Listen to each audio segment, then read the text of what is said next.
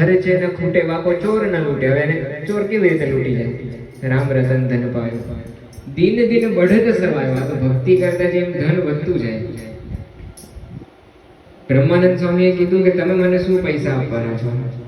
ગાયો જશ ગોવિંદ કો પાયો ધન ભરપૂર. મેં તો ભગવાનના ગુણના મુખે ગાયા છે, ધન બહુ પામ્યો છું.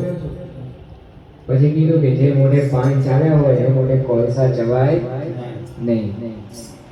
એટલે પછી એમણે કીધું, मैं ढाठी महाराज को हाजर हुक्म हजूर, गायो जश गोविंद को ने पायो धन भरपूर.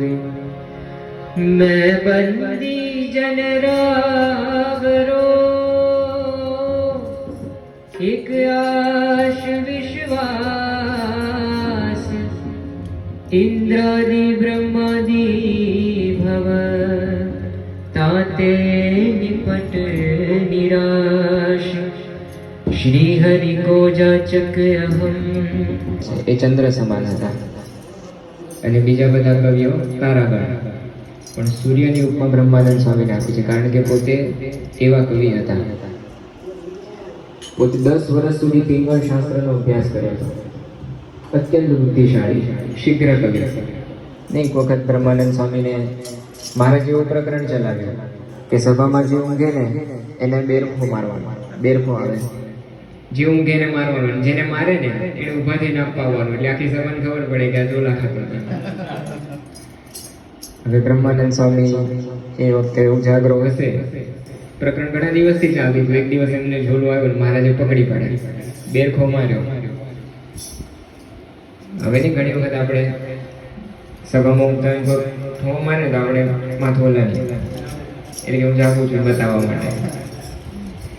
એટલે બ્રહ્માનંદ સાહેબ આંખ ખોલી નહીં, આમ જાગી ગયા. પછી આંખ ખોલી નહીં થોડી વાર એટલે મહારાજે કીધું કે બ્રહ્માનંદ સ્વામીએ બેરખો આપવા આવો નિયમ પ્રમાણે. એ કે કયો નિયમ? એ કે આપણે નિયમ છે જે ઊંઘતો એને બેરખો મારવાનો અને પછી એને આપવા આવવાનો. એ કે મહારાજ નિયમ એવો છે ઊંઘતા હોય એને મારવાનું. હું ક્યાં ઊંઘતો હતો? મહારાજ કે મેં જોયું ને ઊંઘતા હતા. એ કે ઊંઘતો નહોતો, આંખો બંધ હતી પણ ઊંઘતો નહોતો. મહારાજે ખોટું ના બોલશો, શું કરતા હતા તમે ઊંઘતા નહોતા? એ કે તો કીર્તન બનાવતો હતો. મહારાજ કે બોલો કયું કીર્તન બનાવતા હતા? એટલે કીર્તન તો બનાવતા નહોતા, ઊંઘતા જ હતા. હવે કરવું શું? એટલે એમણે કીધું મહારાજ સંભળાવવું પણ એક શરત. હું એક કડી ગાઉં ને એક કડી બધાએ ઝીલવાની. બ્રહ્માનંદ સ્વામી એક કડી ગાય અને સભા એક કડી ઝીલે ત્યાં સુધીમાં આગળની કડી બનાવી દે. એમ કરતા કરતા 4 પદ એમણે લખ્યા. એ પદ આ છે,